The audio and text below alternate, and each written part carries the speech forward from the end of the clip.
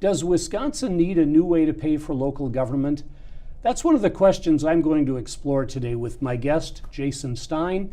Jason is the research director of the Wisconsin Policy Forum. Can you kind of give us the quick 20-second, what is the Wisconsin Policy Forum? Absolutely. So we've been in existence a little more than a year. We're a merger of two very long-standing organizations, the Wisconsin Taxpayers Alliance of Madison, which looked at statewide issues, local government, state government, and the Public Policy Forum of Milwaukee, which both those organizations have been around since the Great Depression, and the Policy Forum even longer than that. So we, for a long time, have studied these sorts of issues, and we have a report on this subject that we can talk about. And you worked as a journalist for the Milwaukee Journal-Sentinel for a long time. Yes. And Rob Henkin, your boss, wasn't he the budget director for? Administration director for Milwaukee County. For correct. Milwaukee County. So two people, if you want to dig into numbers, these are two people you want to have do it.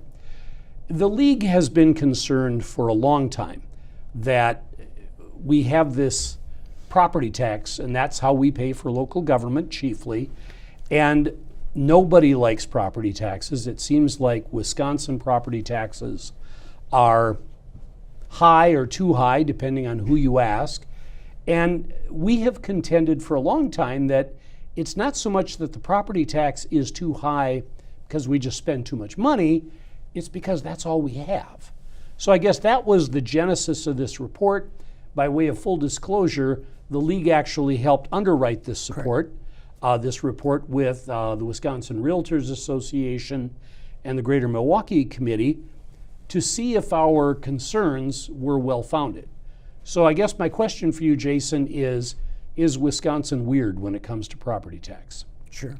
So again, in collaboration with those groups, with your groups and the other two, we looked at data from the U.S. Census Bureau and Willamette University on municipal taxes, principally, and other revenues. And yes, I mean, what leaps out at you when you look at Wisconsin is that there are very few states that rely on the property tax to the degree that Wisconsin does to fund municipal services, so city and village services. And the states that do are mostly in New England, and there's no other state in the Midwest that relies on the property tax like we do. So about 42% of the revenues that municipal governments take in to pay for, police and fire services, parks, streets, services like that come from the property tax. That's almost twice the national average, and it's higher than any other Midwestern state. How did it come to be this way? I mean, we're a Northwest Ordinance state. I mean, we have a lot of similarities to Michigan, perhaps Pennsylvania, New York, and yet we're stuck on the property tax. What's the history and why are we the way we are? Well, I mean, it's several factors. One factor is, going all the way back to when Wisconsin put the first state-level income tax in the nation into place. We have had this tradition of keeping a lot of taxing authority at the state level, so like income and most sales tax authority at the state level, and then the state sharing the revenues that come from those taxes with local governments.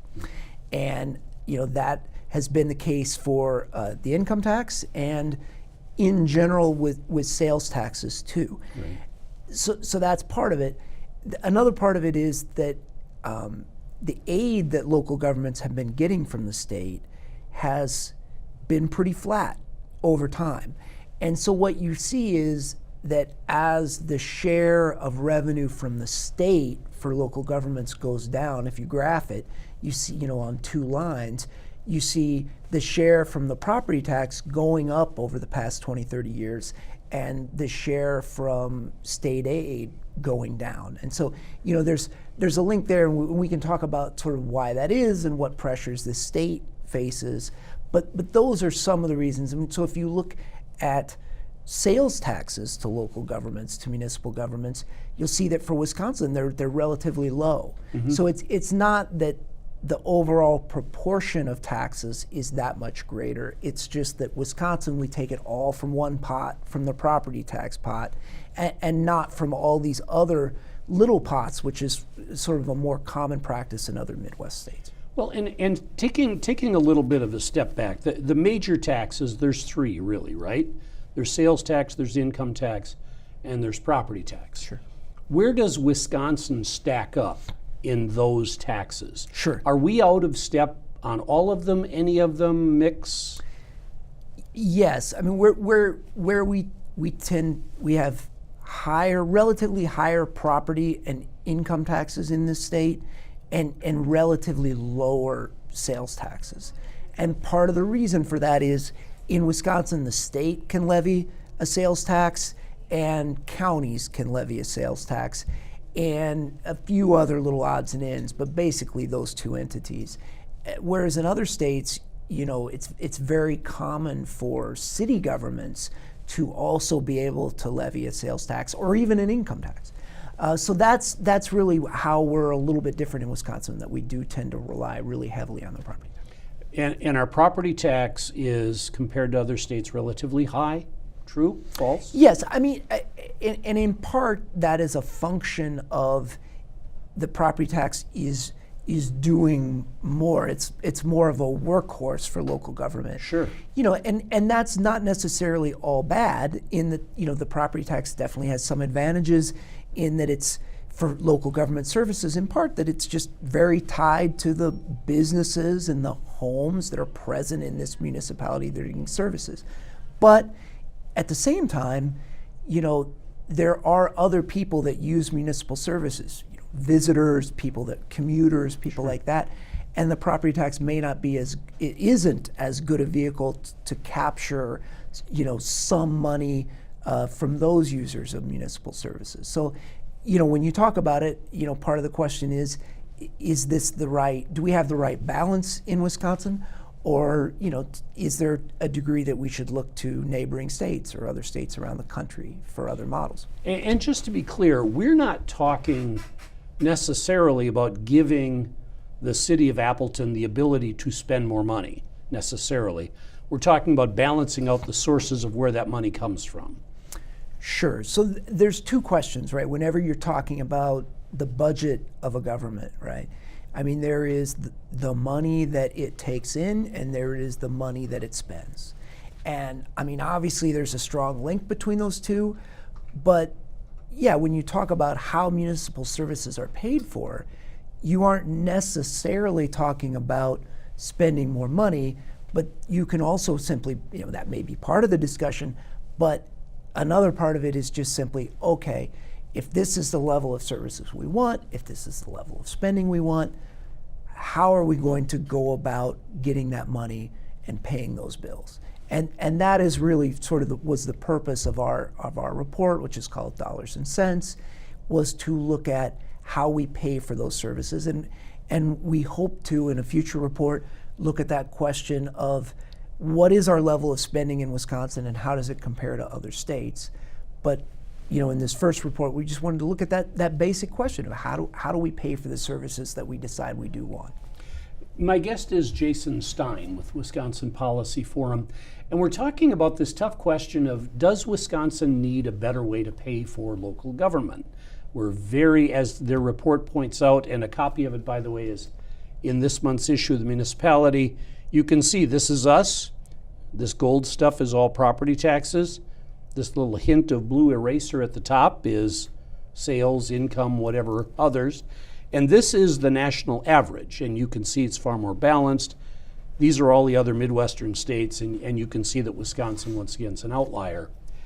Jason, is there any way of knowing why? Why did Illinois, Michigan, Ohio, Indiana, New York, Pennsylvania, on and on and on, why did they all evolve to a more balanced revenue stream, and we're still sort of sitting on a one-horse system?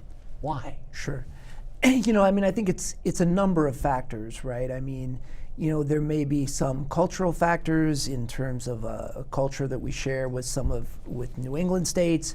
There's certainly a political history standpoint. So obviously in Wisconsin we have the progressive era, fighting Bob La Follette and the politicians who were present then.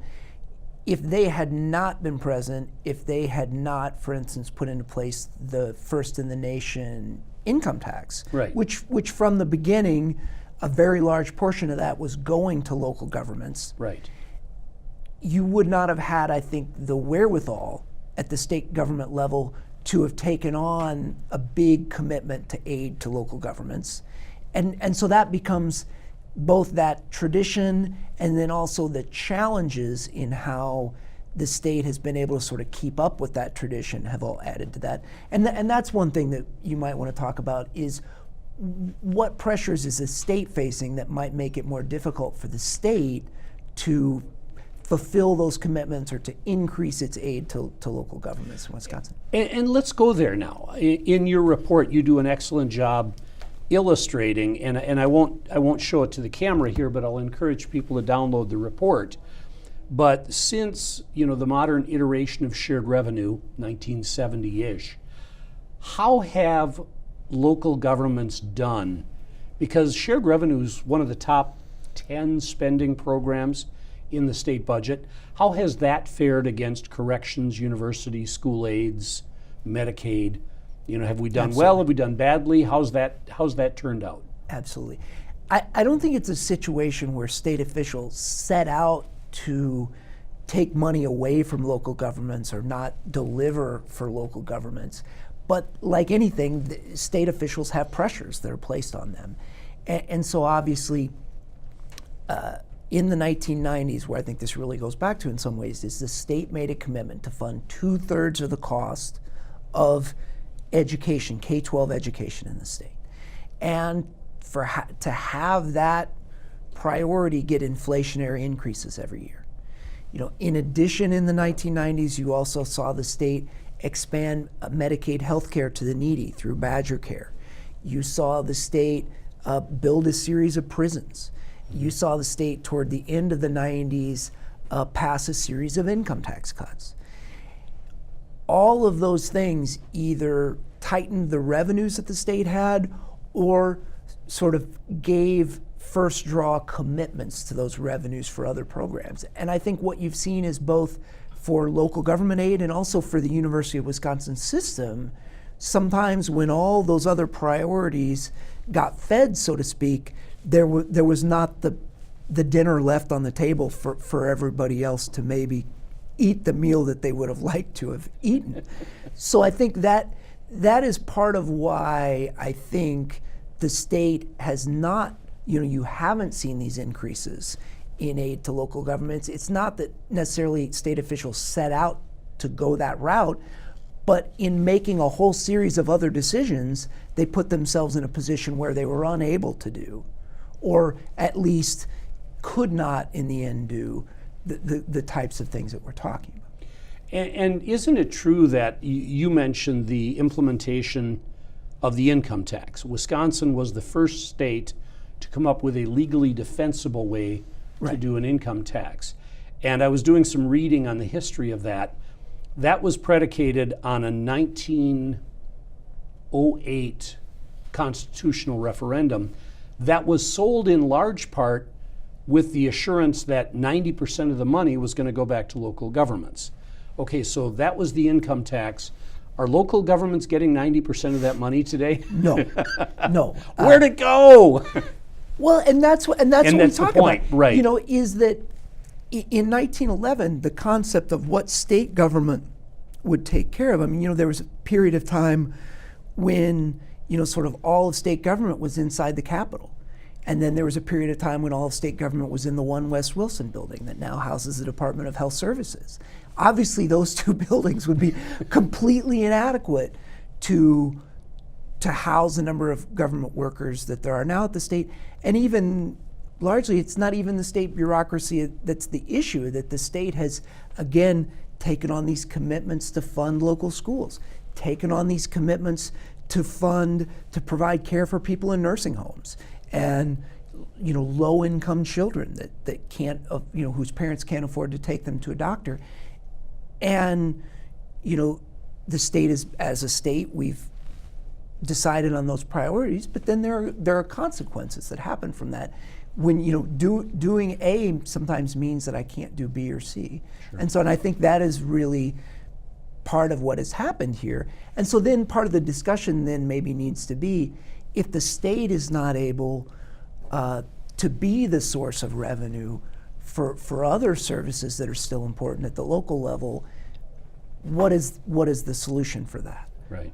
And I guess, is there the utopian ideal way to pay for local government services? I mean, where this all started was you produced a report a couple of years ago that compared the city of Milwaukee right. to all of its peers, right. all of the 30 some odd other cities right. in its size class, and found that none of them have such a narrow, restricted base of funding. So I guess my question is there an ideal way? Is there a right way that Wisconsin should do it that we're missing? Right. So, and that report was called On the Money, and that was done by the Public Policy Forum, which was our predecessor organization. And I think, I wasn't involved in that report, but I think the people that were involved in it, they expected to find that Milwaukee would rely very heavily on the property taxes compared to other cities. What they did not expect to find, that Milwaukee would rely on the property tax to a degree that really no other peer city around the country did. And again, that goes back to in Milwaukee, Milwaukee does not have a sales tax. That the city does not levy a sales tax. That's unusual for a city of that size. That it would not levy municipal sales or income or some other form of tax. So then, to get to your question about, is there an ideal, painless way to do this? I didn't say painless. I just said ideal. I just did my taxes right. this weekend. Right. I know there's no such right. thing as painless. Right. I'm not sure that there's any such thing as ideal either, except that it satisfies the needs of the citizens. And I guess the thing to ask ourselves here is to sort of look at what are the trade-offs of the taxes. So once we start to talk about what level of services we want, then we also have to talk about, okay, what are the trade-offs to the different forms of revenue that we could rely on, and we can talk about those. Sure. So you've got, when it comes to the local level, you've got property taxes, you've got state aids. Sure. You also have fees, which is not an insignificant part of Absolutely. Municipal government operation. Absolutely. And it's a growing part of the revenue mix in Wisconsin. So even though the legislature has put into place some rules to make it harder for local governments to shift the payment from the property tax to charges for services, you see that the share of revenue coming from fees for local governments in the state has risen substantially in recent years. So that is something that is in effect happening, whether we maybe haven't made a decision for it to happen as a state, but it is happening anyway. Well, and I should say this. I mean, the league participated with our partners in developing this report because we wanted to start exactly this conversation here. Is there, if not a best way, a better way? Let me ask you to do this, Jason. I'm going to go through those primary revenue sources. Sure. Kind of give me the upside and the downside of each one. That's great. And we'll do property taxes, sales tax, fees. Is there another one? State aid. We'll do the four of them. Sure. So let's start with property taxes. What are the primary upsides? What are the primary downsides? Sure. So one upside is that it's very reliable. So when a recession hits, it's still possible for a local government to, adjust tax rates if needed, the mill rate, and get a reliable amount of funding to fund the local service. It's steady. That's right. So that's an advantage.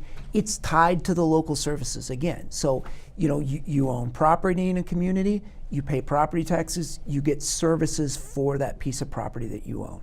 So there's a tight connection there. In addition, it is somewhat progressive in that you own a bigger house, you own more property as a business, you pay more than someone who owns less. So all those things have some advantage.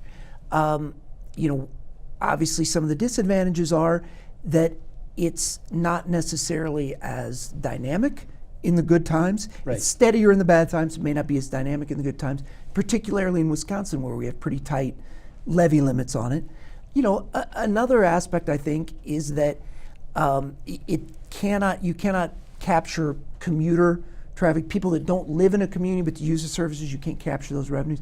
It also at a more psychological level, because you just simply write a check once a year to pay your property taxes, it's very salient. It sticks in your mind to a degree that you can't for other types of taxes. You remember, I think to a certain extent voters and citizens remember what they pay in that tax. Which is somewhat unfair. Speaking from the municipal point of view, we give them the bad news at Christmas time. The IRS gives you the bad news in the spring when everybody's feeling a little better about themselves. Here we're taking money away from juniors' Christmas presents. I'm being facetious. But isn't it also true that stability of the property tax can be more harmful to citizens, senior citizens, people who are they have an economic dislocation, lose a job? You're going to pay your $5,000 property tax bill whether you're employed or unemployed, or you lose your house.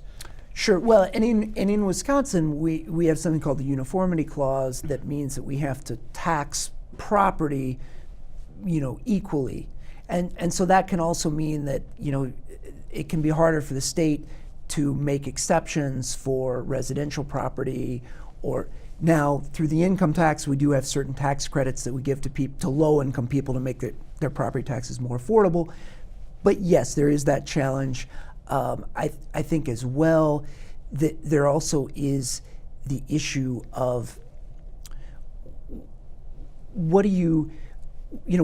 there is that issue of, is this equitable? Is this something that you can apportion in a way that even those, as you say, people that don't have the income can afford to pay for it? Sure. And rather than getting hung up for too long on just property tax, let's talk then about state aid, the pluses, the minuses. Right. And I should say, I remember what I was going to say just now, is we did find that when you look at the levy limits that are in place, the property tax limits that are in place in Wisconsin, they appear to be tighter here than in any other state that relies so heavily on the property tax to fund municipal services. So not only do we have this excessive reliance, my words, not yours, on the property tax, as a result of that, the legislature has put some very, very tight limits. Right, and I think to a certain extent that reflects public concern about the property tax. But when you're going to rely so heavily on the property tax to fund your local services, but you're also not really comfortable with it increasing, well, that's obviously sets up tension between those two forces. Right. Yeah. Shared revenue. Pluses and minuses of shared revenue Of state as a aid. substantial Right. as a substantial element of financing local government. Sure. I mean, the big advantage is that obviously when you look at the property tax, some communities are relatively wealthy in terms of the property that they have in that community. Some communities are not. The state has an ability to equalize those differences by coming in and providing more state aid to communities that may not have a lot of property wealth and less to communities that do. So there is a... They don't actually do that, but they could.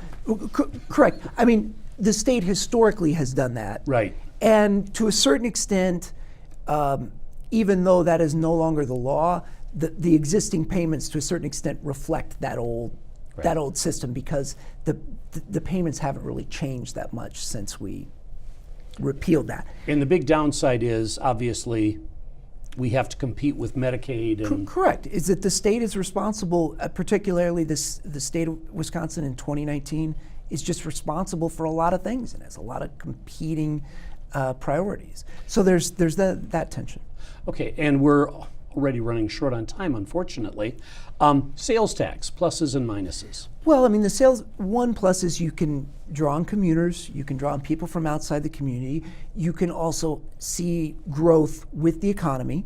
At the same time, it can be regressive, the sales tax, and, it is more volatile. It's not as volatile as income tax, but it is more volatile than the property tax. And we haven't talked about debt. Right after levy limits were imposed and state contributing to shared revenue started declining in both real and inflation-adjusted dollars, you saw debts going up at the local level. What's the upside and downside to debt? Right. Well, I think one reason why local communities may be turning to it is because, again, the payments that you make on the debt are outside the state levy limits. So you can increase your property tax levy to make those debt payments. Well, what's the downside there? The downside may be that you may be borrowing to pay for things that you would not have done for the past. Maybe you're borrowing now to pay for police vehicles or more minor repairs to your buildings, whereas once upon a time, you would have just paid for that out of your normal year-to-year budget. The risk would be that those debt payments start to crowd out other aspects of your budget. So you become like a household that the credit card bill starts to become so big that your rent and your food and all your other things, it's more difficult to pay. So before we run out of time, I want the Jason Stein ideal here. The right answer from let me throw this at you. This is my opinion. The right answer is not all property tax. The right answer is not all sales tax, not all fees. It's not a local income tax. Isn't this a situation where, like your own investment portfolio, you're a 401k, the best answer is sort of a diversified, kind of balanced system?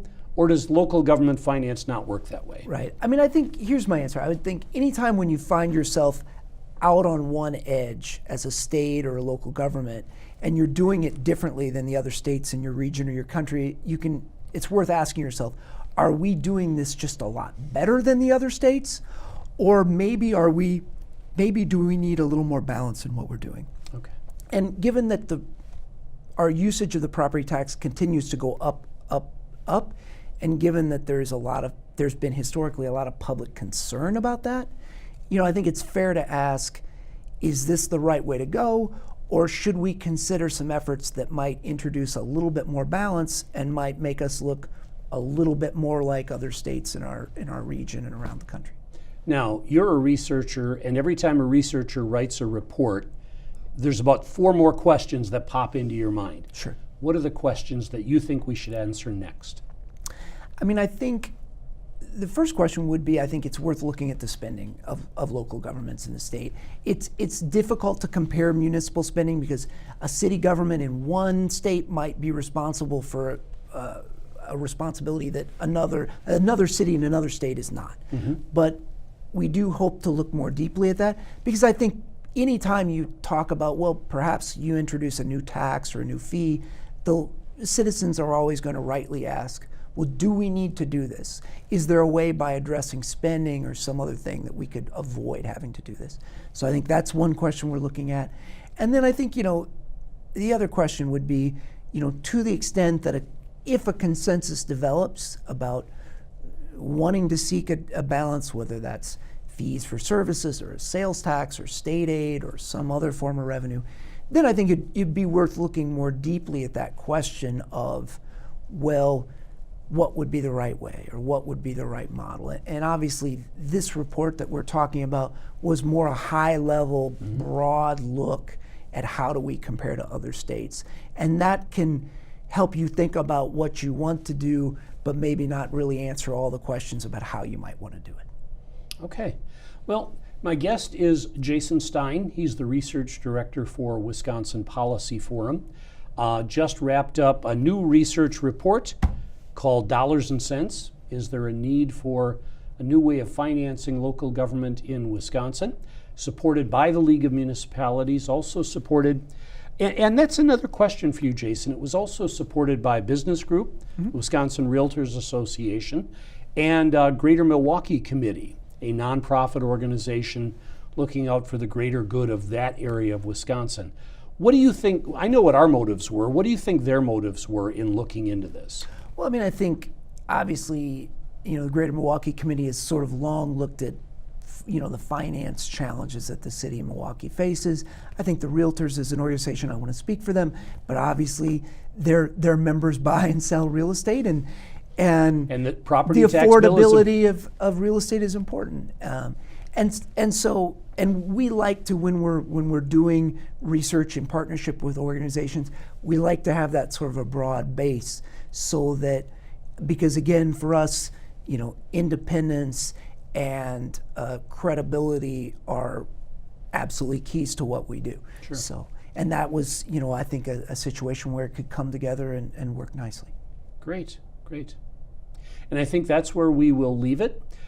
Jason Stein with Wisconsin Policy Forum, talking about their latest piece of work, Dollars and Cents, Does Wisconsin Need a New System of Financing Local Government? The League firmly believes the answer to that question is yes, but we also believe that there needs to be a conversation. At the end of the day, this is not going to be, well, what do the cities and villages want?